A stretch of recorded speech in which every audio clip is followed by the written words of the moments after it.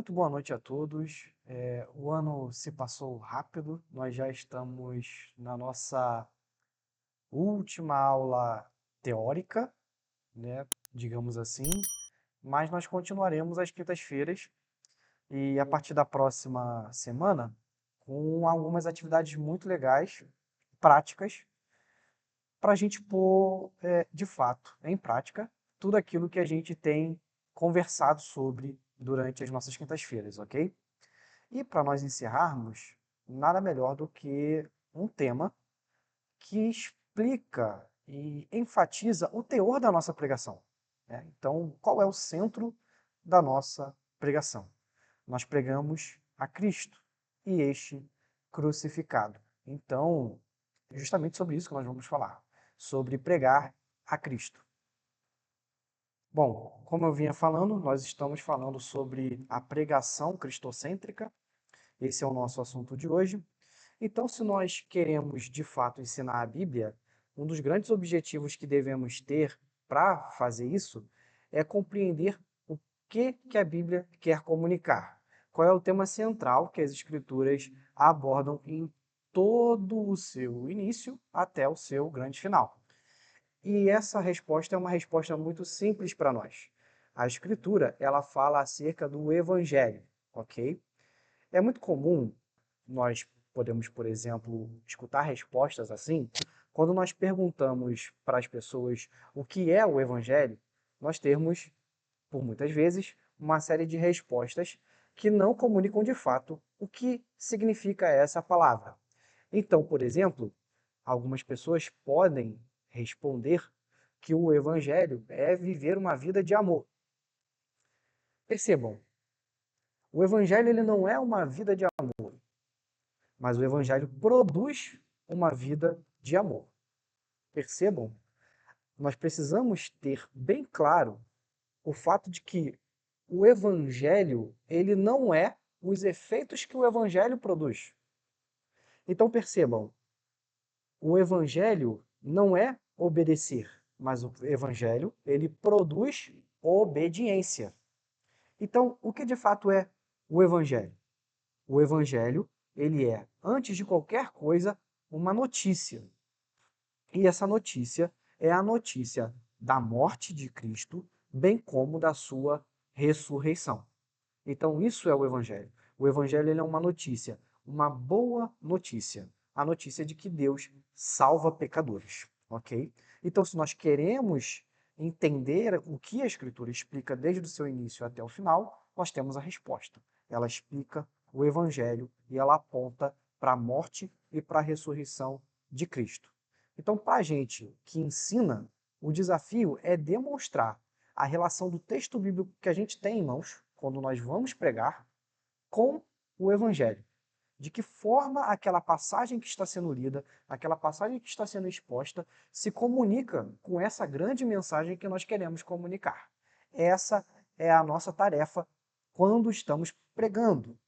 Diante disso, nós precisamos sempre demonstrar que toda a Escritura aponta diretamente para isso. Ela testemunha acerca do Cristo verdadeiro.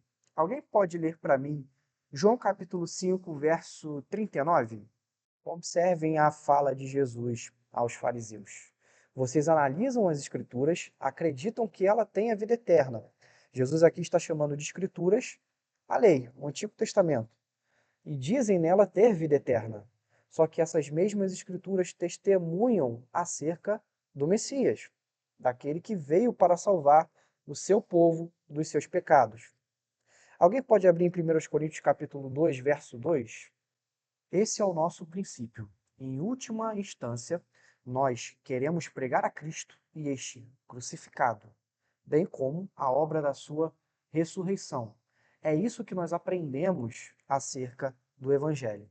É a morte e a ressurreição de Jesus que são o centro da interpretação das Escrituras, de acordo com a própria Escritura, tá?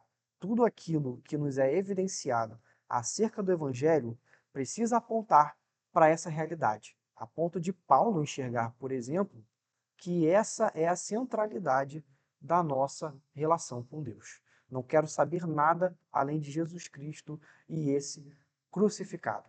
Isso precisa estar no coração daquilo que nós acreditamos.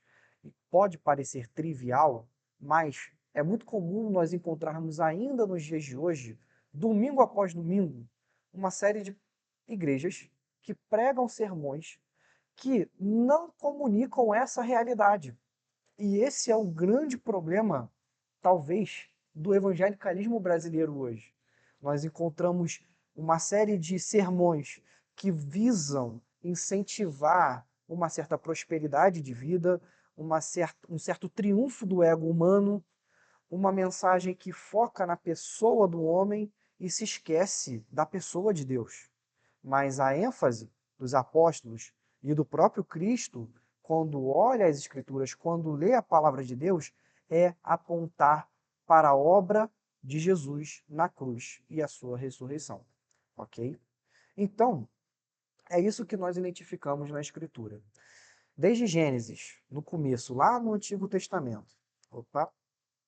Lá no Antigo Testamento, até o Apocalipse, nós percebemos que tudo isso visa a cruz de Cristo, visa a mensagem do Evangelho.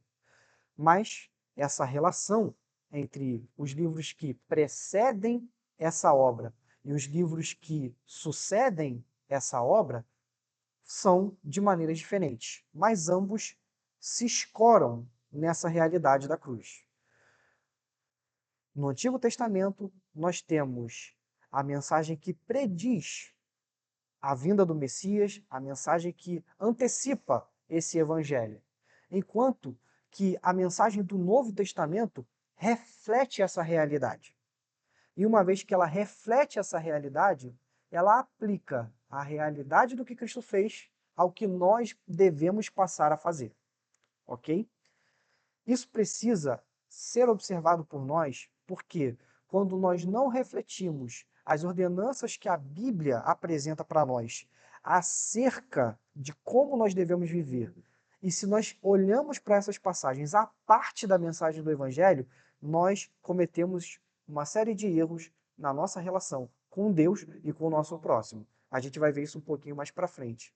Mas antes, para nós percebermos que esta é a ferramenta interpretativa da Bíblia, é como nós devemos olhar para as Escrituras, nós vamos ver o exemplo de como a própria Bíblia explica essa relação.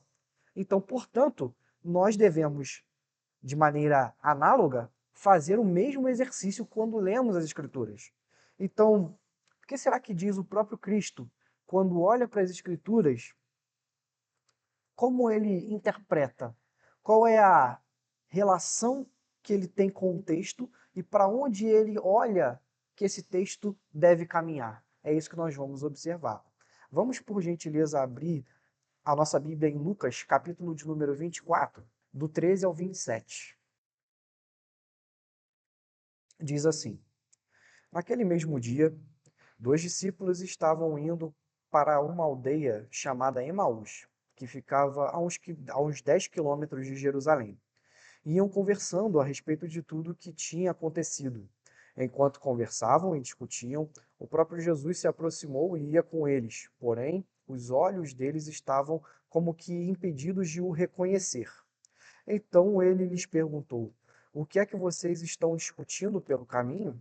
Eles pararam entristecidos. Um, porém, chamado Cleopas, respondeu: Será que você é o único que esteve em Jerusalém e não sabe o que aconteceu lá nesses últimos dias?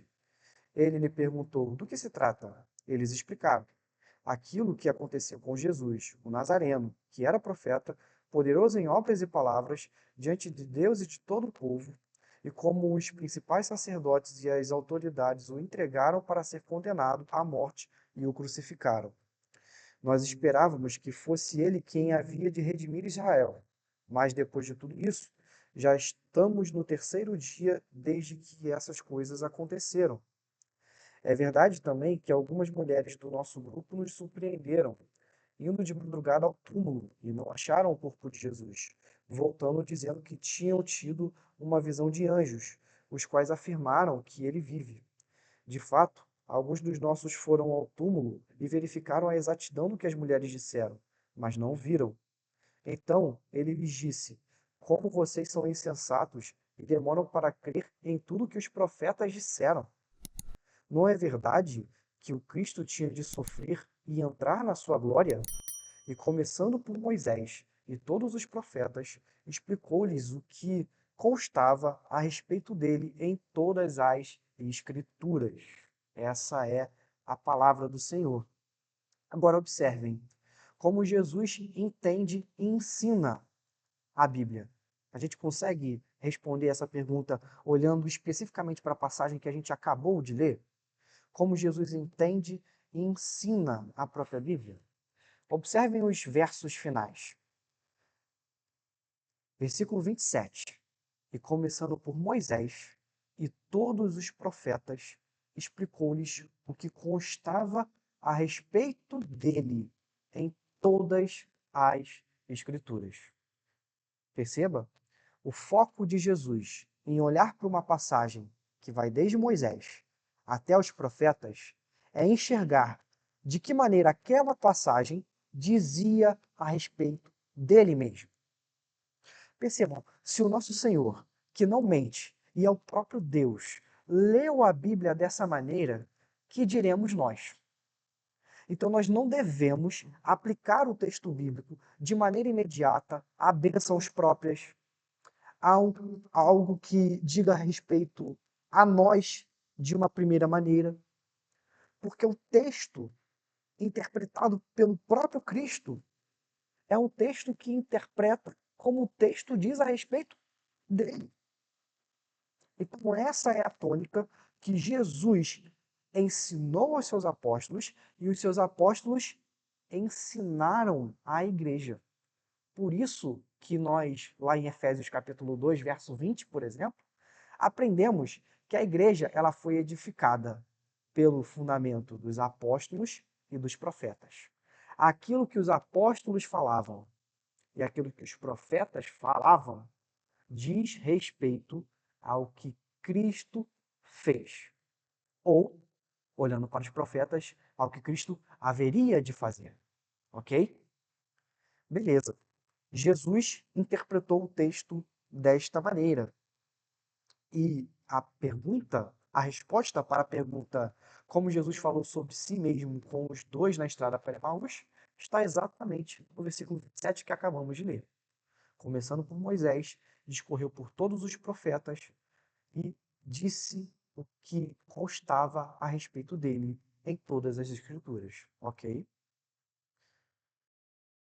Diante disso, a gente pode perceber, por exemplo, que ele fala com os discípulos no caminho para Emaús. Mas se você for no mesmo capítulo mais à frente, lá nos versos 44 a 48, nós temos a mesma forma de tratativa com os demais apóstolos, quando ele de fato se apresenta como ressurreto aos 12. Vamos ler? 44 ao 48. A seguir, Jesus lhes disse: São estas as palavras que eu lhes falei, estando ainda com vocês.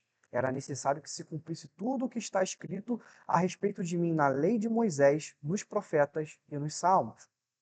Então lhes abriu o entendimento para compreenderem as Escrituras. E disse-lhes: Assim está escrito que o Cristo tinha de sofrer, ressuscitar dentre os mortos no terceiro dia, e que em seu nome se pregasse arrependimento para a remissão de pecados a todas as nações, começando em Jerusalém. Vocês são testemunhas destas coisas. É por isso que os apóstolos vão passar a pregar esse mesmo formato que os profetas falavam a respeito do Messias, porque eles são chamados de testemunha destas coisas, de que toda a Escritura aponta para o próprio Cristo, tá? Então a gente já é capaz de responder a essas perguntas. Como Jesus falou aos apóstolos sobre si mesmo, qual o cumprimento da Escritura? Jesus diz aos apóstolos que eles são testemunhas dessas coisas. Sua testemunha está contido nas Escrituras do Novo Testamento, ok? Qual é o cumprimento dessa Escritura? nós podemos olhar bem no versículo 46. Assim está escrito que o Cristo tinha de sofrer, ressuscitar dentre os mortos ao terceiro dia, e que em seu nome se pregasse arrependimento para a remissão dos pecados. Mas o objetivo é explicar que ele tinha que sofrer e ressuscitar. Percebam como isso fica bem claro quando nós olhamos as passagens. Perfeito. Jesus apresentava com bastante clareza esse entendimento. Nós podemos ver também como isso se reflete, inclusive, pelos próprios apóstolos, na mensagem que eles comunicavam às igrejas lá na antiguidade. Vamos ler 1 Coríntios capítulo 15 do verso 1 ao verso 4. Percebam, olha que interessante. Ele diz bem claro: eu estou testemunhando daquilo que eu recebi. Então, como apóstolo, ele comunica justamente essa realidade, ok? E não há para onde fugir. A própria Escritura apresenta essa ênfase para que nós interpretemos, com essa ferramenta que a Escritura nos dá, a leitura bíblica de todas as mensagens que nós temos da parte de Deus. Agora, é interessante aqui também o fato de que depois, muito depois desse início da era cristã, mais próximo de nós, inclusive, lá no século passado, houve muitos movimentos teológicos que pensavam e relativizavam a ressurreição, ok?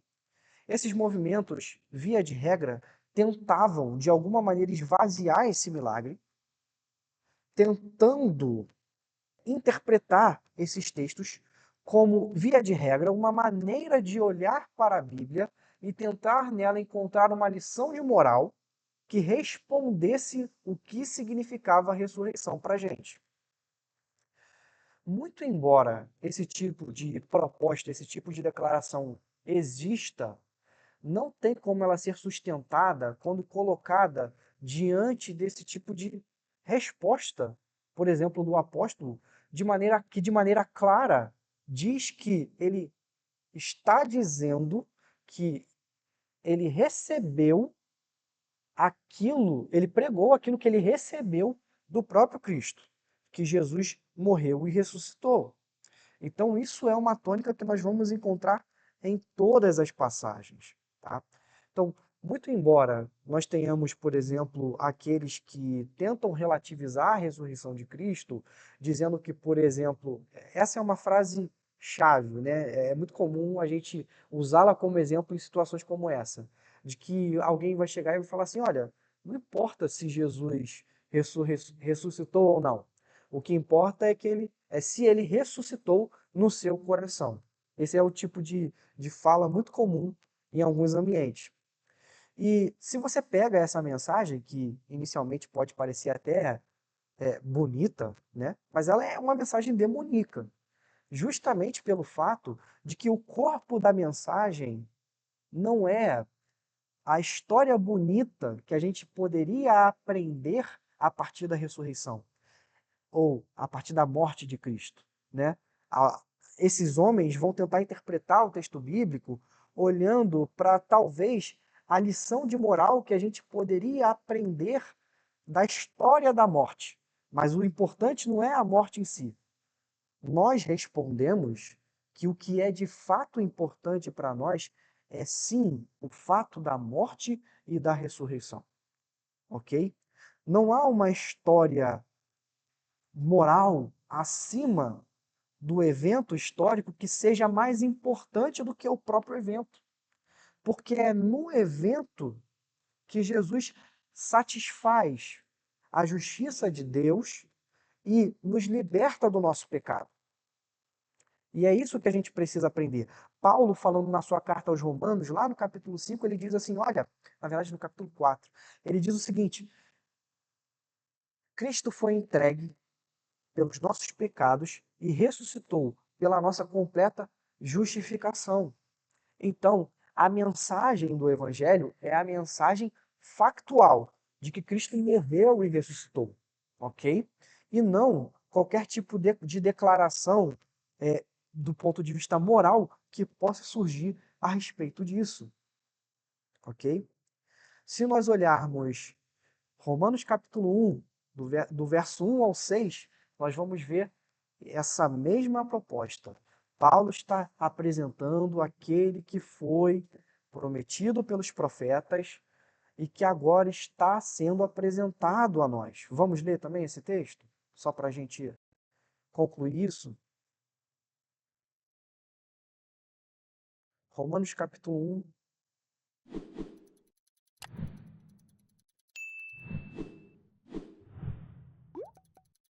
Verso 1 ao 6. Agora percebam, é a mesma estrutura, gente. Ela não para de se repetir. Ele foi proclamado previamente, os profetas olharam para ele, ansiavam a vinda dele. Ele vem dessa linhagem de Davi, ou seja, foi alguém que foi, e aí trazendo os versículos 44 a 48 lá do capítulo 27 que lemos, foi alguém que foi proclamado em Moisés, nos Salmos e nos profetas. Ele vem dessa descendência e ele morreu e ressuscitou. Essa é a fórmula que aparece em todas essas passagens. Não somente Jesus interpretava dessa maneira, mas Paulo também interpretava dessa maneira a Escritura. Ele olhava para a Escritura pensando em como ela de fato se aplicava à morte e ressurreição de Cristo. Tá? Qualquer pregador que seja realmente consciente que a Escritura atesta a si mesma, ele precisa pregar todo o Antigo e o Novo Testamento baseando-se nessa verdade. Cristo morreu e ressuscitou. Do contrário, é um pregador que não é um verdadeiro cristão, que não é um verdadeiro crente. Que dizer, por exemplo, do apóstolo Pedro? Será que ele também pensa dessa forma? Vamos ler 1 Pedro, capítulo 1, verso 10 ao 12. Então perceba, essa lógica bíblica, ela também é seguida por Pedro. Os sofrimentos que ele havia de ter e a glória que ele haveria de desfrutar. Morte e ressurreição mais uma vez estampada nisso, tá? Ressurreição de Cristo está na base da confirmação de toda a pregação da Escritura. É interessante que Pedro, aqui dizendo isso, né? Olha, tudo isso aqui que vocês estão ouvindo, irmãos, né? É como se ele estivesse dizendo isso, tudo isso que vocês estão ouvindo da minha boca, tudo isso é verdade. Eu presenciei. Mas não somente isso. Eu presenciei e também os profetas e a Escritura já fala isso desde sempre, muito antes de eu ter dito qualquer uma dessas coisas. É isso que ele provoca para a gente. Então, que tipo de reflexão a gente deveria ter diante dessa realidade? Se a Escritura é interpretada dessa maneira, nós precisamos que, semana após semana, sermão após sermão, domingo após domingo, essa palavra esteja diante dos nossos ouvidos. Essa mensagem seja proclamada desta maneira, tá? E esse ensino venha a ser um ensino que proclame a salvação que vem do Senhor.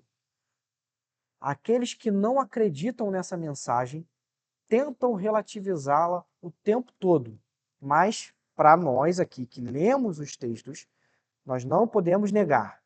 Claramente, essa afirmação é apresentada para a gente e a gente precisa ouvi-la e acatá-la e ler a Bíblia desta maneira, ok? Diante disso, que cuidado nós devemos ter? Qual é a forma que nós olhamos para isso? Nós passamos pela cruz, porque é ela que torna a mensagem cristã verdadeira e impactante para nós, ok? Se nós não fizermos isso, nós cometeremos um grande erro, tanto interpretativo, mas não é um erro somente interpretativo. É um erro que nós podemos chamar, inclusive, de prático, tá? Se nós não lemos a Bíblia apontando para essa realidade de que ela aponta para Cristo e o seu centro é o próprio Cristo, nós podemos cometer certos abusos, né? Inclusive, isso é uma predisposição da nossa natureza pecaminosa, de olhar para os textos antigos e para as ordenanças que nós encontramos, por exemplo, no Novo Testamento, sem passar pela cruz.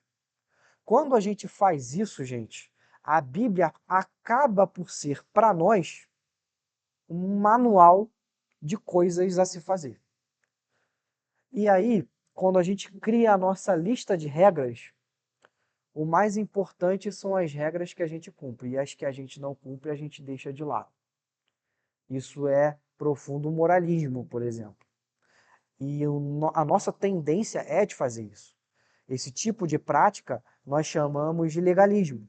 É a prática que olha para a Escritura única e exclusivamente partindo da premissa de que o texto é um conjunto de regras e regras apenas. E nós não podemos olhar para a Escritura assim. Ela tem uma mensagem que mostra a misericórdia e a graça de Deus também. Ok? Então, infelizmente, nós temos a tendência de não detalhar essa obra da cruz, mas quando nós saltamos sobre ela, tudo que nós fazemos é mero moralismo. Ok? Então, se nós perdemos o evangelho, a nossa mensagem ela pode se transformar em moralidade ou um evangelho de obras. Tá? Tem uma frase interessante que eu gosto sempre de falar quando a gente trata desse assunto, que é do Tim Keller. Ele diz o seguinte: existem apenas duas religiões no mundo. São as religiões de obras e a outra é o evangelho. Isso porque o evangelho é a única religião que nós encontraremos uma ação divina agindo antes de Deus, da divindade, solicitar qualquer ato humano. Isso é o evangelho. O fato de que Deus primeiro fez e depois ele chama você a praticar. Ok? Agora, se a gente pula justamente no o que Deus fez, só tem o que praticar. E aí o evangelho deixa de ser o evangelho e passa a se comportar como todas as outras religiões, as religiões de obras. Ok? Então, nós não podemos perder de vista a ideia de que, dentro da Escritura, há essa realidade de um cumprimento histórico daquilo que Cristo fez. Tá? E essa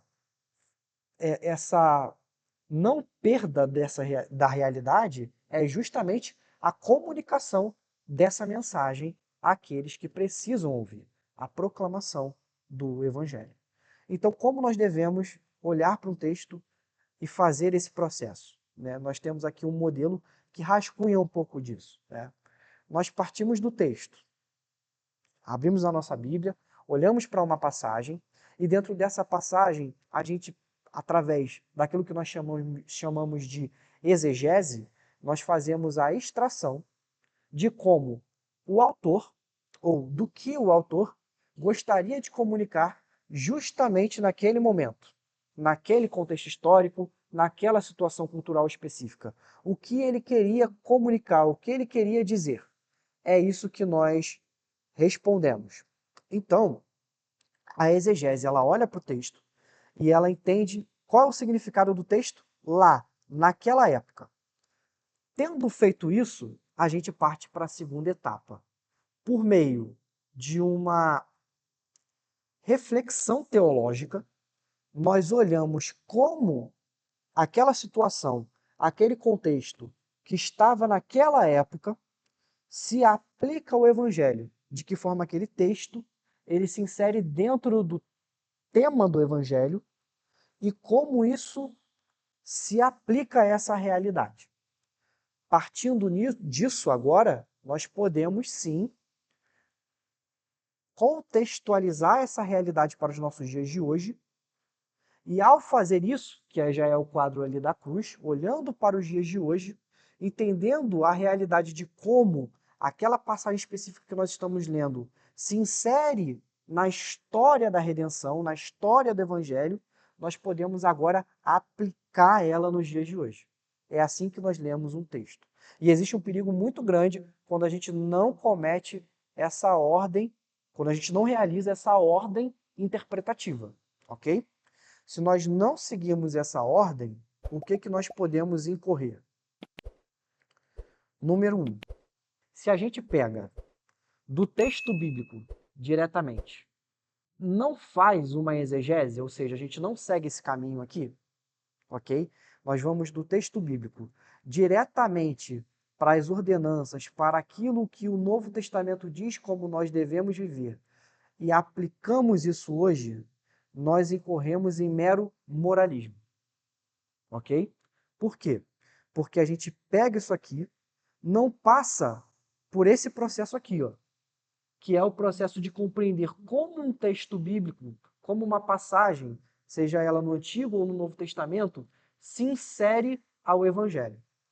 E aí, uma vez que a gente não passa por esse caminho aqui, a gente vem daqui direto para cá, tudo que a gente vai confeccionar na nossa interpretação é um conjunto de regras, puro moralismo, ok? E o outro erro que a gente pode cometer é a via oposta, que é, ao invés de sair do texto para essa realidade aqui, direto, a gente pega o texto, faz a exegese dele, compreende o que o autor queria comunicar naquela época. Então, eu vou dar um exemplo. A gente olha, por exemplo, Moisés no Egito, o evento das 10 pragas, tudo isso acontecendo, e aí você compreendeu tudo como foi feito lá, mas você não olha para como isso se encaixa dentro do Evangelho, dentro da realidade da redenção. E você pega tudo aquilo lá e transporta simplesmente para o dia de hoje. Uma vez que você desconecta essa passagem, por exemplo, a libertação de Israel do Egito, dentro da conexão do Evangelho, você tira o Evangelho para interpretar essa passagem. A única coisa que vai restar é você tentar buscar qual é a lição de moral que aquele texto poderia nos trazer para os dias de hoje. Então, o Êxodo deixa de ser um vislumbre da libertação do povo de Deus dos seus pecados por Cristo, que é o nosso Cordeiro Pascal, é aquele que nos dá a libertação da escravidão do pecado, assim como o povo de Israel foi libertado da escravidão do Egito. Nós perdemos de vista essa realidade e passamos a pensar somente na beleza de ser livre. De ser livre. Porque é a única coisa que sobraria se nós tirássemos o Evangelho. E aí, a gente estaria cometendo o que a gente chama de liberalismo teológico. É isso que um liberal faz quando ele interpreta a Bíblia. Ele desconecta a Bíblia da realidade central dela para tentar buscar uma narrativa maior, uma narrativa que traga uma lição de moral pelo qual a gente possa interpretar. Percebam, ambas alternativas são alternativas erradas e heréticas, tá? Uma mais do ponto de vista prático e a outra bem do ponto de vista teológico da coisa. Mas ambas demonstram heresias que nós devemos rejeitar. A nossa interpretação precisa fundamentalmente passar por entendermos o texto, entender o que se deveria comunicar e como aquilo ali entra dentro da história da redenção. Ok, irmãos? Alguma dúvida, consideração? Como é que faz isso, né? Utilizando os mesmos exemplos que os profetas utilizaram.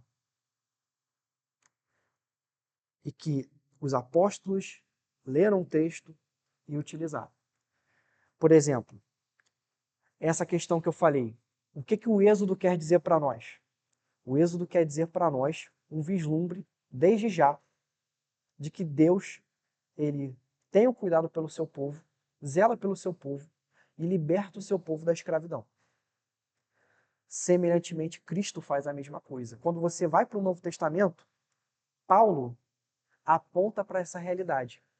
Porque essa realidade da libertação que nós vemos lá no Antigo Testamento, no Êxodo, que, por exemplo, é instituída através da Páscoa, Paulo utiliza isso e diz que Cristo é o nosso Cordeiro Pascal. Por que a Páscoa foi instituída lá na libertação? Ela foi instituída porque os filhos de Israel precisavam lembrar que Deus os livrou com grande mão. E nós hoje temos que o Cristo nos livrou com essa grande mão. Esse texto se encaixa dessa forma diante de todo o drama da redenção. E tem várias passagens assim. Por isso que é importante nós termos em vista essa realidade. Ok?